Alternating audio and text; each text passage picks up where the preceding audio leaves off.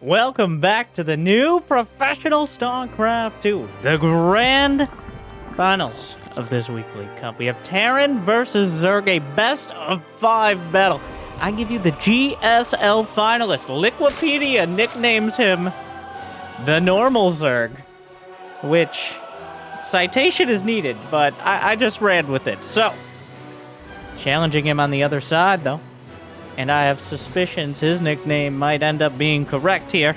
It is the last Mech Terran. It's GuMiho. Yes, TVZ here on Gresbin. We've already had some dramatic matches so far. And it looks like Ragnarok is off to a roaring start with a bunch of Zerglings wandering across the map. And GuMiho has a single Marine. His Reaper is on the wrong side of history. You can't just let the Zergling... Well, he lets the Zerglings in the base, but he loses his Marine. Because... No, that's bad. Well...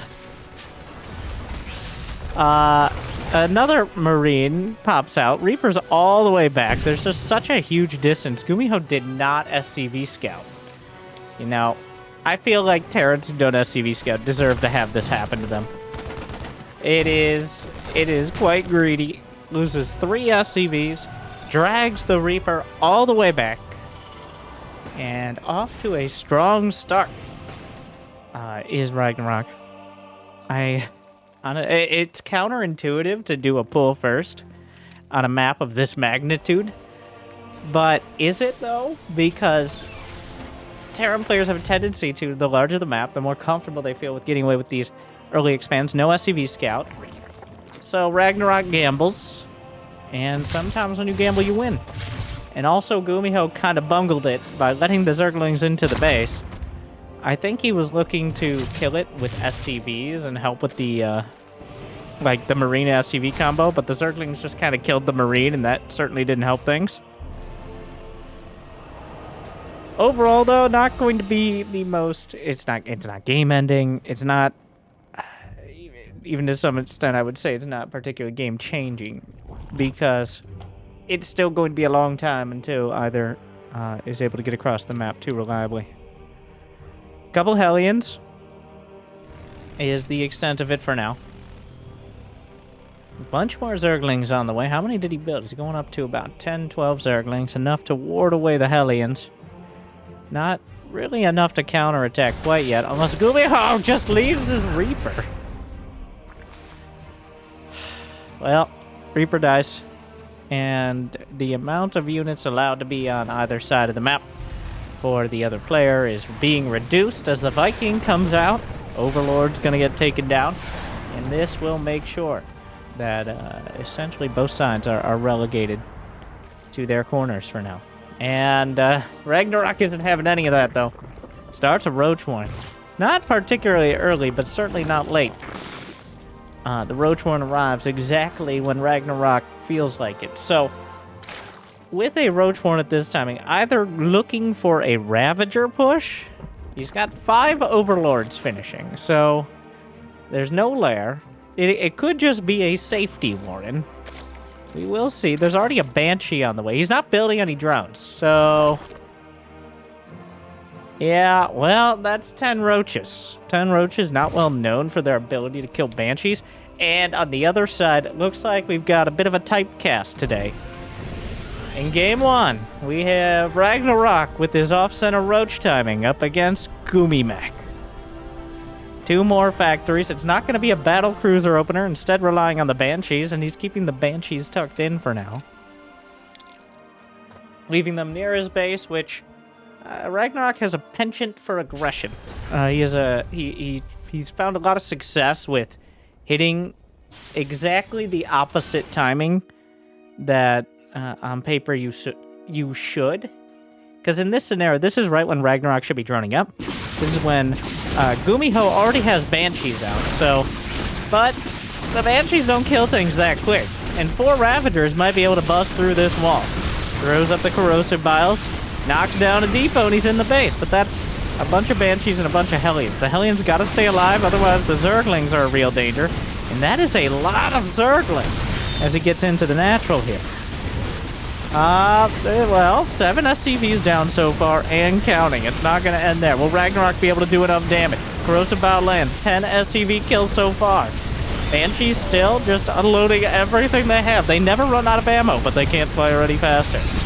Mag Field Accelerator is on the way, which is less effective against armored units in this new patch, but more effective all around. It gets plus 10 bonus to everything as opposed to plus 20 to armor, which against like Hydras and Queens is going to be a little better, but is less effective against Roaches. Ravagers are not armored, contrary to popular belief. So the Cyclone change with Magfield Accelerator is a buff against Ravagers, which are usually a big part of countering Cyclone-based armies. So Banshee's looking for some damage. It looks like it's time again. GuMiho. GuMiho was the pioneer of this strategy, by the way. The Hell Clones. It was the battle mech style of incredibly mobile mech units that are hard to pin down. You got Cyclones, you got Hellbats, you got Blue Flame, and usually double armory upgrades, just like we have right now. And it looks like GuMiho looking to remaster that composition here in Game 1. 2 Thors on the... Okay, I take it back. He's just going for Thors. He built like 4 Cyclones and then moved on with his life. Cyclone's not the most reliable anti-air unit. A single target yet. Wait, did he realize Mutas, or does he just smell them? Based on the gas counters and all that. Oh my god. Ragnarok? The base is under attack. Stay cool. Interesting announcer choice. GuMiho going with the default.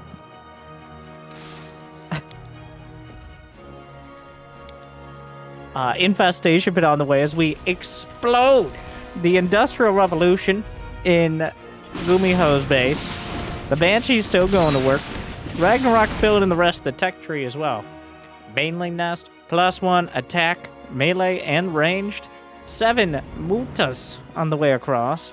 Infestation Pit is about to complete. The Thors loaded up into medevacs. Go to the main. Not quite the base they're looking for. He kind of forgot the Thors. He picks them up. Bit of an awkward exchange this far, but between the Cyclones and the Thors, the Mutas are going to have to move along. GuMiho loses a few more SCVs. He's been struggling to keep that SCV count quite where it should be, but still 63 should be more than enough for him right now. And she's 19 kills, 7 for the other. Feels like they should have more, but the sheer amount of damage they've been able to put out has been immense. Speaking of immense, the drone count. 88 drones, 4 full bases of saturation. He's not limited to 4. Ragnarok has picked up 5 bases. He's got a hive on the way. Centrifugal hooks, which no one ever says that. It's called Baneling Speed. That's the name. Ranged attack, +1 melee. GuMiho's already started on 2-2 for his mech. So we'll have to see. Does he actually want to change his composition at all, or is he going to stick with this ground-based semi-battle mech? Like, a bit flexible, but not super flexible. Alright? Like me. So, overall, when I get going somewhere, I don't want to change directions too often. And neither does this mech army. Siege tanks, Thors, a few Cyclones. I like the Cyclones mixed in as just kind of a spot defense. Oh yeah, I didn't even think about it. Better against Mutas. +10 bonus damage. Gives them that much more effectiveness against Mutas, which they didn't have before. So Cyclone's a little better at sniping small amounts of Mutas. Those changelings having a bad day here. Ravager, Baneling, Zergling. And Ragnarok, well, it looks like he's ready to roll. And these Hellions are not. It goes into Hellbat mode to eat a few more hits, but all he's going to be eating now is Corrosive Bile, which usually triggers some of your own if you have too much. This fight is happening. Snipes and SCV. There's a Thor drop playing zone defense against the Mutas to limited success. Blue Flame Hellions on the way. that +2 mech upgrade is pretty huge. It allows Thor's 2-shot mutas. Huge, all weapon upgrades are massive damage for siege tanks and hellbats. But the very key is +3 mech weapons for hellbats. With Blue Flame, that means Zerglings instantly die. They get touched by a hellbat flame, they die, no matter what. No armor upgrades, no nothing. It allows them to one-shot Zerglings in their entire cone of fire, which is surprisingly accurate of a term. So we're working our way towards that. And I believe +2 does enough as long as there are no carapace upgrades, and right now there are none. There's also no ghosts. So here we go. The full spread. Here comes Ragnarok with everything he has. Ravagers coming in. Blinding Cloud locks down several of the tanks. The Baneling's just rolling by into Hellbats here. Not really finding many premium targets, but gets... I don't think that's enough to really make the difference. The Banshees are still intact, as there's been no direct anti-air pretty much, well, besides the Mutas, which I believe have been knocked out of the sky. So... Here's GuMiho. The damage was about equal, but the losses not so much. Ragnarok loses 2,600 more minerals and 2,000 more gas. And, well, I don't know if we're counting GuMiho destroying 2 of his own tanks and 2 of his own cyclones in there, but... So that is a significant deficit. The problem here for GuMiho is that he's not maxed out. If he was maxed out and could remax after a fight like that, okay.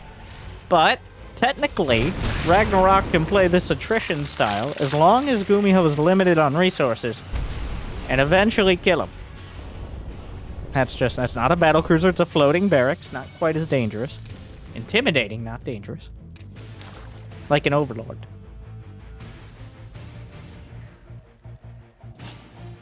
Well, round 2.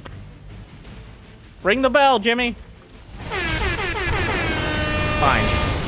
The lack of ghosts, not incredible here, but the Thors are able to get away at the last moment. Some Corruptors are added in to knock down, well, really whatever they can get a hold of. Badlings coming in. A handful of SCVs down. The battle is spread out over the field here. And once again, it looks like GuMiho will hold. Though Ragnarok, with the Corruptors, may be able to knock down a command center. He's getting the roaches underneath here. Kind of unlikely. So, how about this one? A little better. 500 more minerals and 500 more gas, but a lot closer to even for Ragnarok in that fight. He's now... the Smoltralisks about to hit the field. The new Diet Ultras. This is the Diet patch. Hydras move faster. Archons can fit through small walls. And Ultras are smaller. They have a smaller attack AoE, but it's easier to get them to actually connect to their targets. Disruptor balls, smaller. All right. Ravens, cheaper. I don't know. That's kind of getting somewhat unrelated, but okay, well, here we go again. Jimmy? No, wait! No, we're going. Okay. +3 mech weapons about to finish, but the fight will have already commenced. A few Vikings here, not enough to make the difference. No ghosts in the composition. +3 mech weapons finishes. The Ultra's trying to close the distance, but the Thor's overshadowing them and pounding through. Just to be clear, Ultras do have the same HP and armor. It's just they're physically smaller. Not that that matters much when that many Thors are unloading their cannons on them. And this time around, oh, GuMiho takes a significant victory. Ragnarok loses twice as much. Well, that orbital even things out a little, but 5,100, 3,100. You know, we're getting a lot of mileage out of the battle report. Haven't used it this much, I think, ever. But this is the most clear-cut wave defense game I've seen in quite a while. As GuMiho's objective is to survive, as Ragnarok continually tries to bludgeon him. Neither player is really mixing up their unit composition much. Ragnarok's thinking about infestors, but not too hard. GuMiho is continuing. He hasn't even bothered with ghosts, no ravens, no battlecruisers. He's just classical, good old-fashioned mech. Not an energy bar in sight. Because the Banshees are cloaked, and otherwise. And also dead, which is the ultimate cloak. They died to the Corruptors, I think. So, not an energy... And also orbitals, but those don't count. Let's not get technical. Alright, he sends out a Hellbat drop. He sees 2 overlords, turns around. Well, he knows where the army is now. Up north. Here we go. Round 4! Triple Viper. Good spread. Binding Cloud looking good, though. Hellbats dropped in front. They draw fire from the Ultras. That was actually beautifully done from GuMiho to buy himself some time. Oh, that was actually so good. He dropped the Hellbats in. They drew the attention of all the backline. And that means GuMiho... it was still pretty rough, but... well, another Ultra goes down. And this time, Ragnarok. Still inefficient, but the Blinding Clouds did a lot in the start of that fight. And Metapacks also don't count. Okay, they don't attack. No energy bars on attacking units that have active spell casting. Okay, well, that did you not read the fine print? I can't even read, so...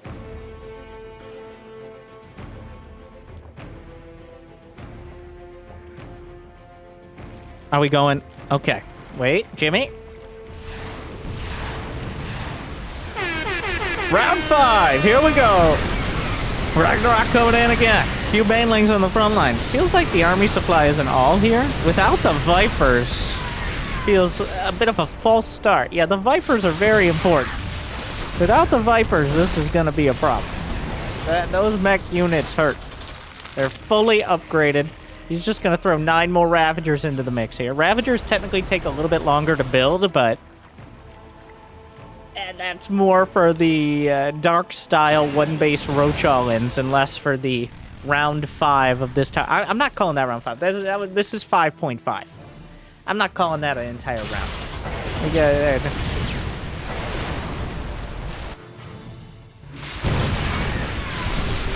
Well, round 5.5.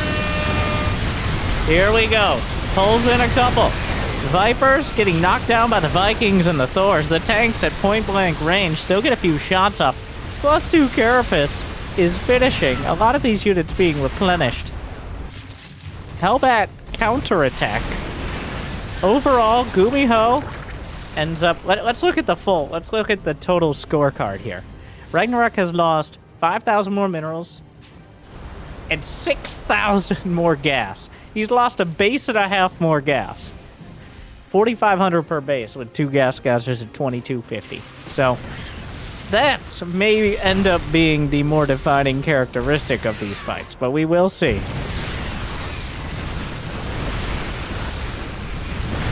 Corrosive Miles do clip some of the Thors there. 13 SCVs went down, but at this point, how many command centers? GuMiho has 7 orbitals, so not really hurting too much for SCVs. Oh, he micros away! And the Ravager is not able to morph it. He does drop one of the Thors directly into the Ravagers. I don't know about that one. Fight continues. GuMiho racking up the kills. The Viking count is warding away the Vipers. This classical mech-style heavy metal rolling across the map as GuMiho works his way slow and steady. Ragnarok now pinned up against his own hatchery. The Vikings are actually intercepting units on the other side of the fight, as there's nothing to really contest them. You build too many Corruptors, and you don't have the ground army. You don't have the ground army, and you just die to the siege tanks. And the Vikings are winning in the air. Ragnarok getting rolled. As GuMiho, this fight has continued across the map, and now he's killed in the last 2 minutes 12,000 minerals and 4,600 gas, which is more than... that's more resources lost in the last 2 minutes than are sometimes used in an entire game. Quite a meat grinder. Ragnarok still has the entire southwestern half of the map. Well, okay, I guess like third, but that entire side of the map is still claimed by the Zerg. We'll see. GuMiho has been incredibly cost-effective. Okay, he's been quite cost-effective. The gas is a huge deal. The gas is a problem. 15 to 7, that is ridiculous. The fact that the gas difference is larger than minerals is... And he hasn't even built infestors. Like, it's just like Ravagers and Vipers, which are pretty gas-heavy in and of themselves. I don't know why these Overlords are here except for Viking target practice. The Vikings got a buff to their damage point, by the way, which means that they can attack. They're easier to micro. The damage point is how quickly after the animation starts the attack goes off. Hydras and Vikings both got a buff to it. Viking is actually a larger one, but Viking's a very microable unit already, just got a little more so. Usually not used to micro against mass overlords, but here we are. Ragnarok matching brute force with pretty brute force. So far, not so great, but yeah, definitely round 6, give or take. Loses one Viper. The others are going to have a tough time with the Vikings. He's trying to retreat. GuMiho is mostly on the other side of the map. A semi-base trade, as you can't move around that mech army particularly quick. Okay. Well, the Ravagers so far... There's nothing contesting these Ravagers, but GuMiho's had enough. He's looking to knock out the economy of Ragnarok, so he can't keep sending these across the map. He's trying to hold the line back at home, several siege tanks set up, but the Ravager count is high enough that he should be able to break through. We're going to have to ask ourselves the eternal question. I'll give you a moment. Yes. Have you liked and subscribed? At what cost? 30 drones, 40 SCVs down, but it's not going to end there.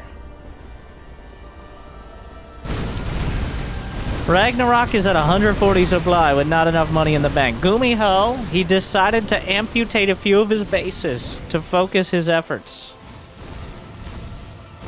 And I think it was the right call, because his main army, which is 8 Thors, 5 siege tanks, 5 Viking... Like, how are you going to contest this? There's still 1 Viper, but GuMiho, his buildings can fly. Hatcheries suffer from a severe lack of flight capability. A severe design flaw, if I say so myself. So, fighting heads up. Is there a blinding cloud in sight? Puns intended. No, but the Ravagers are pretty well spread out here. Something of an even fight. The supplies plummet below 100. The income... Oh, Mule Canyon. The grand income gap.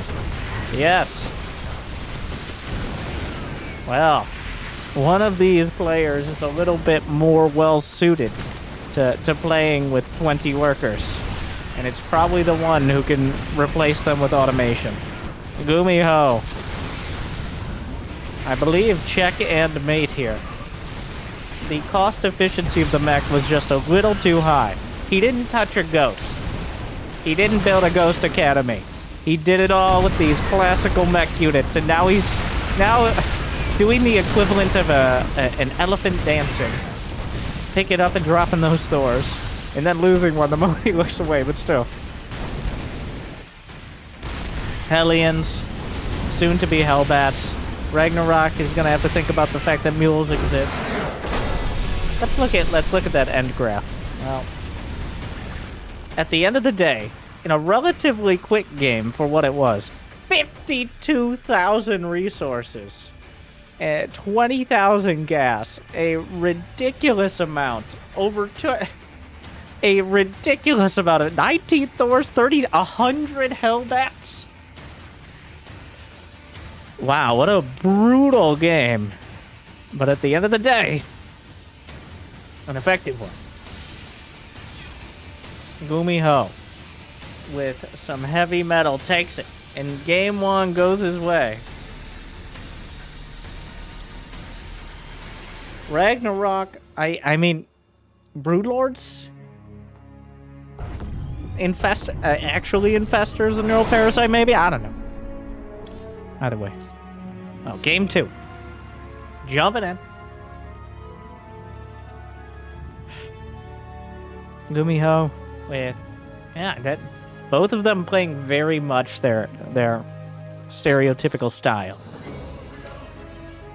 which is for GuMiho kind of the slow but efficient mech, and like a more Brood War-esque mech pushes.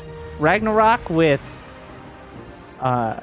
crazy, quirky TM Zerg timings. Only to be slightly disparaging, but much of the time I've seen Ragnarok find success, it's with doing the opposite. Not in a dark style of, this is what I'm doing, and you can deal with it, not my problem, but in a, bet you didn't see this coming kind of style. And that's what a lot of the early game boiled down to, with the pool first, with the Ravager timing, and then into waves of Ravager Bane, but GuMiho has decided to try his hand at a bit of a cheddar himself. Ragnarok scouted out for Proxy Rex. This isn't even really, like, this is halfway across the map. This is technically a proxy, and it's 3 Rex, so he's all in. Like, 3 Rex, you can't really go Hellions behind that. 2 Rex, you usually still have enough economy at home to eventually go factory. This is a 3 Rex. Full stop.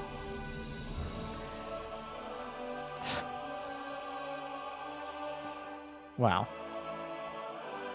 Okay, well, unfortunately for Ragnarok, his overlords are in almost the worst possible spot. He will spot this as the first Marine comes up. He looked for it, too, is the thing. Like, he went Oh, is that a high ground? Can the overlords sit beneath the benches and hide from the Marines? Yes? I think so. Until a barracks comes flying across, at least. Like,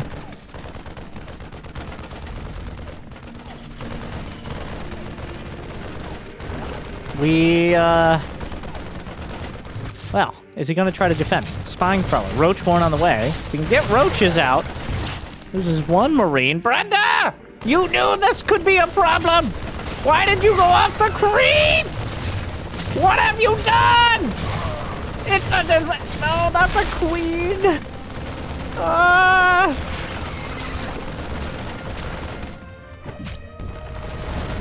Well, the queen was a very important part of this. No, the SCVs could body block the spine. Oh my god, they do. For a split second. Oh, Ragnarok. He's not Ragnar okay anymore. He's Ragnar feels bad, man. Just almost as bad as that joke. The SCVs killed the spine crawler, the ultimate devious chiropractors. Oh god. I mean, the roaches are coming across the map. So this is gonna get a little weird because GuMiho has nothing at home. 2 Zerglings. Alright. Huh. That's enough roaches. Is he gonna go for the hatch? He's not targeting the hatch. He is now. Oh no. Oh my god. What a save! Oh, he bungled it! Oh no! Well, that hatch is now quite a liability, but the fact it still exists and can produce larvae is a huge deal. GuMiho! Looking the wrong way. He could have, like, 5 or 6 more Marine shots was all it took. Oh my god. Well, this is happening. The barracks will fly away in shame. They'd say indignity, and they'd be lying. GuMiho gonna try to hold the low ground, looking to intercept the Ravagers. Here we are again, another Roach Ravager all in, this time with a bit of a different preamble. Oh, the Ravager taking damage right off the bat, though. Not the ideal. Oh, did he see the Marines? I don't think he did. The flank Marines here. There's no other units coming out. It's in GuMiho's best interest to go as soon as possible, especially when he just loses the bunker. Oh, God. It's getting messy. The SCVs. Well, the Ravagers are going to be incredibly helpful. You can't just lose the bunker. You just lost the bunker to, like, 4 Ravagers. They should never be killing it. Well, the stutter step on both sides here. The Marines, I think, overall a good well, we got to bring up the battle report again. Eh. Eh. On paper, this went okay. Oh, the Overlord dying. Overlords really matter here.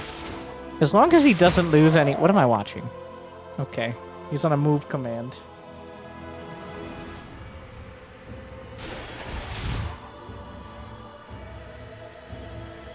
Oh, this is a mess. So... I think Ragnarok, keeping that hatch alive is a huge deal. Just the larva, let alone having to replace it. Of course, I expected GuMiho to somehow like get a marine or two across and kill it. That didn't end up happening. Oh, good micro. You be careful. Oh my god. Okay. Well, you never know. The beauty of this, something like this, you never know what to expect. These are the best kind of games. Is that there could be twists and turns that even the players don't know are coming. And here we are. A hatchery at 12 HP, 1 Ravager remains, and I guess we're going into a macro. Okay. And overall, I think Ragnarok actually a bit ahead. He has quite a worker lead, which mules make up for some of it. But keeping the hatch alive, he's going up to almost 50 drones here. There's no...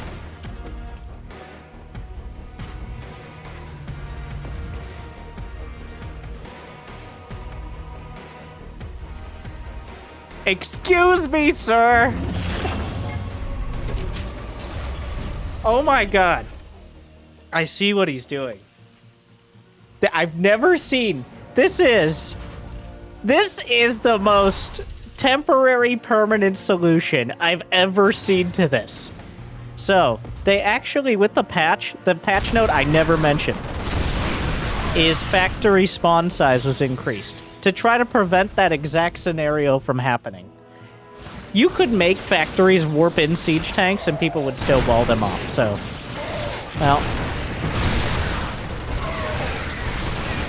Wait, okay, a bunch of Ravagers and Lings. Who could have expected this out of Ragnarok? 3 badly bruised Ravagers, the tank's still shelling. Kills all but 2. SCVs will die, though a lot less than could've. Only 5.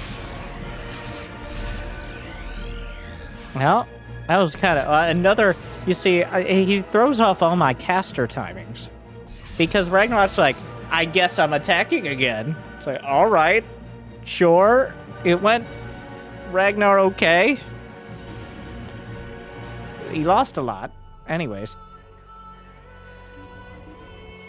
So, factories have a tendency to pop out units in places they can't move. As we saw there. GuMiho... Is this gonna work? Because he didn't reset the... Oh my god. He has blocked the siege tanks from getting stuck by building a depot. Which is... That's Terran ingenuity right there. I've never seen that before. At least from a pro player on purpose. And GuMiho came up with that pretty quick. Like, that's something he's done before. So... walling off siege tanks is a Terran pastime. So, every part of this I love. So you Terrans out there, pro tip, just jam depots and that'll be a permanent solution. I wonder if he lowers the depot, if the siege tank will pop out there. What'll happen then? Or if it'll still act like it'll probably pop out and get really weird. Anyways, there's a tank push here that GuMiho needs to do some damage because he is down significantly economically. Bio stimming in, not really making that much progress. The tanks are in a pretty nasty position. They'll lose 1. Well, the Marines still finding a lot. Good transfuse. And GuMiho. Another tank gonna go down, and as the tanks go down, so does the push. 2 Gs. What an experience. Oh, but the genius Terrans out there, finding exciting ways to cover for their own mistakes. Interesting. We'll see if Ragnarok goes back to the spawning pool. And comes up with some new strategies, or if he sticks with the roaches.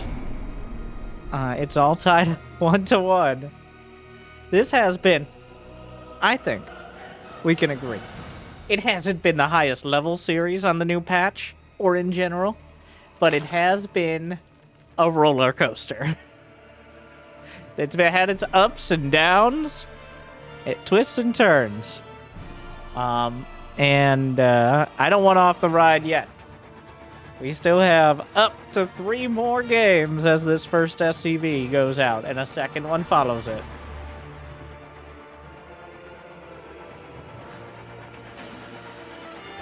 What is with Terrans? Like, he's like, if I had just target fired that hatch, that would have been it. GuMiho's like, I've had first proxy Rex, but have you had second proxy Rex? Oh, I don't mind if I do. This is still so far from the base. It's not even that much closer than the main. This is even further. The Ovi's had it. I wonder if Ragnarok... Yeah, well, he's headed further out. Will he go... Well, after that last game? Here's the thing, though. If you scout it, is that better? Ah! This time, though, he moves the Ovi back. GuMiho won't know he scouted it. Unless the SCV sees the Ovi. I don't know if it will. But the Ovi was on high ground. There's no way GuMiho saw it. This is quite far out. The intent of putting him this far out. What are you doing? No, no, no. That's way too far to pull the drones. Are you... What is this drone strike team? Is it... No, that's a bad idea, right? That's dumb. Is it dumb? I don't... No, I think it's dumb. Nah. No, I don't think this is a good idea. No, what are you doing? Okay, you see, the problem is he scouted it, and then he immediately decided this was a good decision. That is definitely not... No. No, that was not worth it. 4 drones not mining. 2 of them dead. To what? Kill 1 Marine and 2... Like... No. What do you do? You know what? Just keep your overlords behind your base right now. That's enough of that. I don't... Just keep your overlords in your base. They're safer that way. Everyone's safer that way. You could say, I see you, Twitch chat, buy time for the spine. He didn't start the spine till after he was done microing his drones. He could have been building the spine. He wasn't.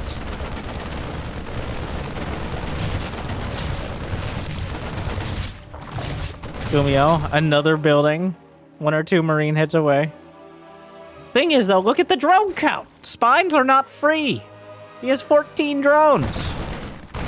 Oh, it's a lot of... Link speed is on the way. I like this a lot less than last game for Ragnarok. I thought the roaches were an okay choice even on 1 base. I feel like Ragnarok overthought... Did he not see all 3 racks? Because 3 racks means that there are too many Marines to really stop before that. You just kind of got to deal with it at home. He saved the transfuse. And with it, maybe the game.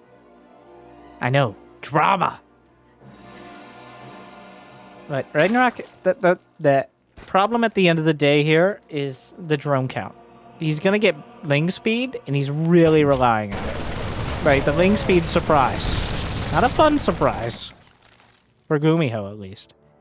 He's just... His entire strat right now is to try to kill all the Marines with the lings. Okay. Well, yeah, that one... Oh, what? He doesn't! I mean, there you go. I really thought it would just end. But here we are. Well, never mind. Here, I'm thinking about, well, that's not a great drone count to macro this out. Have you tried just building a bunch of legs and killing him? Winter, you idiot. Guys, rarely is it so clear-cut. I still think the drones were a bad idea, but, like... Yeah, it's a roller coaster out there. You never know.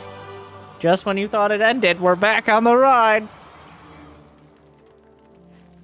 I think, well, GuMiho truly didn't expect this speed.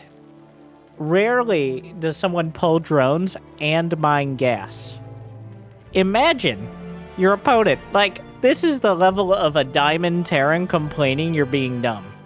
Because GuMiho's like, you don't pull 4 drones and mine gas for speed. That's dumb. Nobody does that. You have no economy. And build a spine. And then the speed shows up.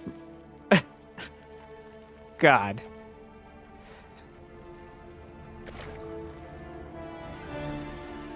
Ragnarok, that was a truly all-in gamble. You gotta give him some credit for it. I'm not even mad. I'm only mad because I look dumb, but it's not exclusive. Okay, that's happened before. We just gloss over it. I stand by the fact that it's one of those, it's so dumb it works. Because if GuMiho either scouted it, a lot of players will float a Rax in to see stuff like that. GuMiho got really greedy. Or if he just backed off, Ragnarok way behind. But if he could bait GuMiho into sticking around long enough for those legs, bait the hook and reel him in. And there you go. Masterfully baited by Ragnarok. And that brings him into match point despite GuMiho's commanding and conquering mech in game 1. Ragnarok slips 2 back. Also, GuMiho, known for his tactical mech play, has now proxy rexed 2 games in a row and failed 2 games in a row. So, at least he agrees it's time to stop. It's not your thing. It's not working for you. And he's had a pretty good position for it in both games. It's just there's been some bungling. It's been bungled. It's just a fun word to say, okay? Like,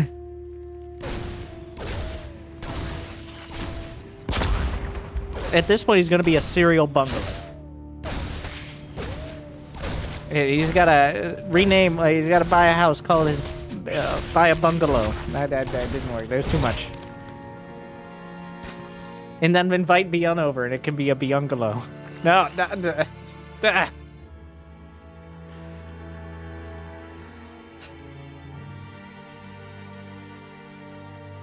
And then maybe Beyond can teach him how to micro. There's no joke. There's no punchline there, but the marine micro ain't it for GuMiho so far.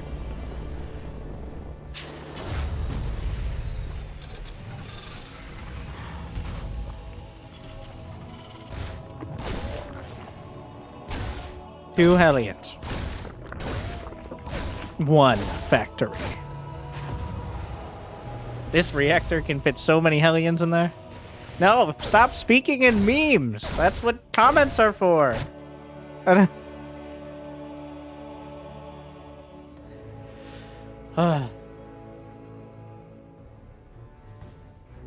the Reaper. Ragnar not bothering with it at all. Just chilling. Eventually bring the queens down. He's had hatcheries at much less HP in this series.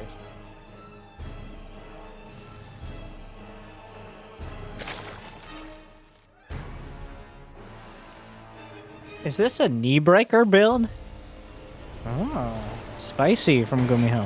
Where's the armory? I said, where's the armory, Mr. GuMiho? Why am I talking like this? Answer the question. Thank you. In fact, a little late, I think.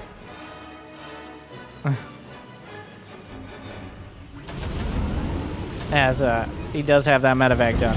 Alright, we're gonna do a little flip around afterwards. This is supposed to do critical damage, if possible, but he's not relying on it being game-ending. Drops the Viking down.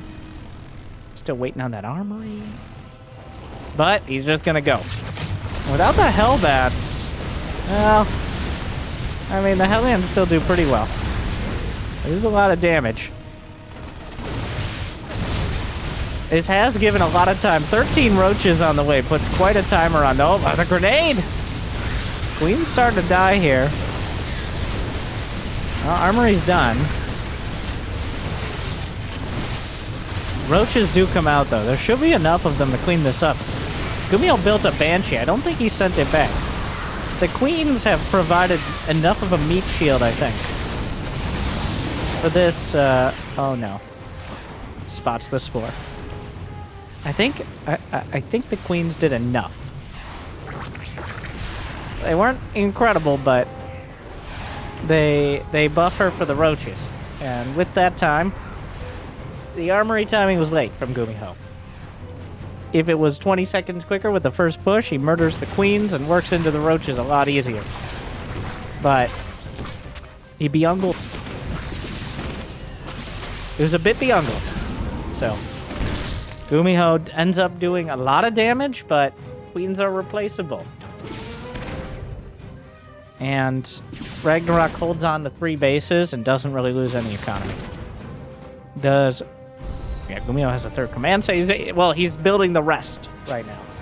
What do you mean? Well,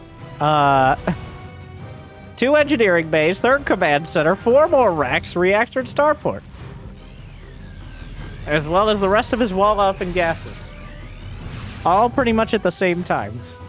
So there's a pretty big window here of very limited production. But Ragnarok doesn't have a lair done. He's not going to risk an attack until speed, I think. Cloak Banshee is not a bad follow-up here. 1, wards away the roaches, and 2, gets some economic damage. Kills a few drones. Ragnarok expanding to that north side. Spire on the way. He's probably thinking that GuMiho will try Mech again.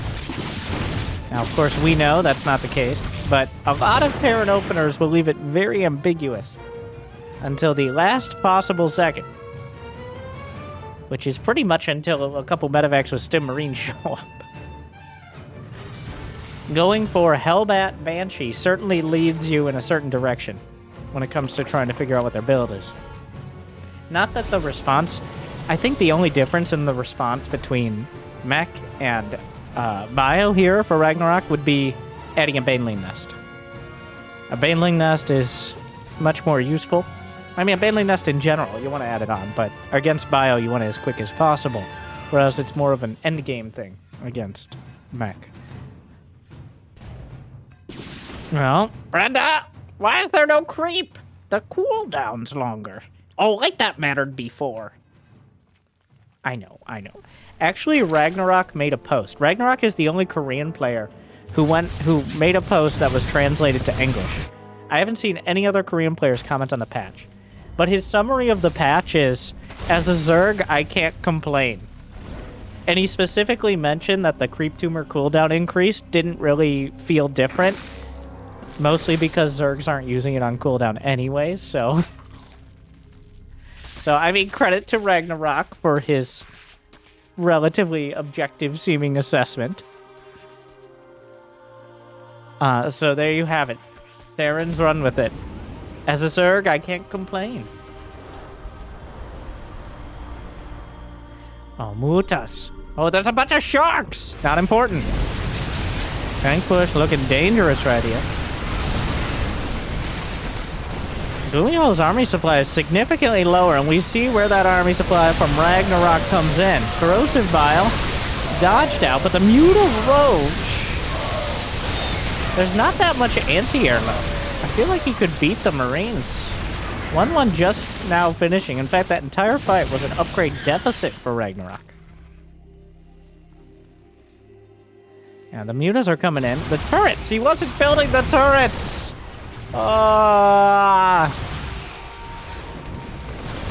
He needed to have those turrets done back at home, otherwise the Mutas are going to find real damage, which is a capital offense.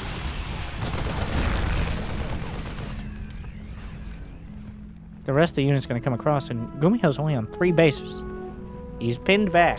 He can't be sending his units back to the main. Usually the NG bays in the main are safe, but here they are quite a risk. Are there any tanks? Oh, the Chew Toy Depot actually drawing a lot of fire. GuMiho eating a few corrosive biles, though. A tank will siege. Muta's back to the main. GuMiho scrambles. The NG bays are quite important. Losing 2-2 would really hurt the long-term prospects for him. Spots the army, sees the medevacs moving. There's not... Oh, Ragnarok's maxed out, but a lot of it's being delivered across the map. Trying to snipe the tank, gets it. The Bio Army gonna be able to deal with the Ravagers, but the Mutas swing in. Draw enough fire. Where are the rest of GuMiho's units? Here comes a Thor. The SCV count dwindling, 17 down thus far. The Roaches, just too many of them. The sheer amount of biomass here is becoming too much for GuMiho to deal with. The Ravagers are forcing some micro away, adding damage, and back into the main. He did finish 2-2, but losing the engineering base certainly doesn't help. GuMiho will hold, but at what cost? GuMiho definitely more efficient in that last fight, but he does not have the resources or the supply to draw on. Oh, Ragnarok just walking up. He gets the tank. That was a lot of units to kill one tank and a few Marines, but the medevacs have been out of energy. Here come like 5 more. Where are they? Where did 5 medevacs come from? Are they hanging out in the main? Meanwhile, another command center getting hit by the Mutas. I like Ragnarok just having the Mutas as kind of an auxiliary force. The Bio Army is trying to stand its ground. A few medevacs still have energy. The Thors are adding damage. The command center, no! And just as GuMiho wins a fight with the Bio, he loses his 4th command center, which certainly a bit bittersweet, that fight. It went well, but the command center really sours the whole thing. If he was able to just take a 4th CC and get that mining comfortably with like a planetary, then GuMiho is, I think momentum shifts in his direction, especially if he learns the ancient Terran art of repairing medevacs. As you know, that is forbidden to Terrans, as it requires hitting a different key than just right-clicking. So, we will see. Well, the Thor playing Whack-A-Muta. Muta's faster, unfortunately. Baneling speed now on the way as Ragnarok refills his supply.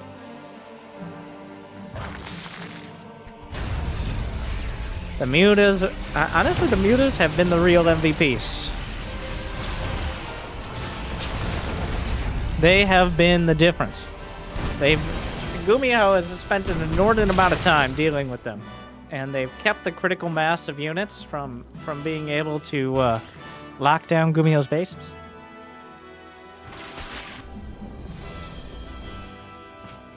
Is that the main command center's in flight towards the 4th now. I think the Mutas spotted a severe lack of command center.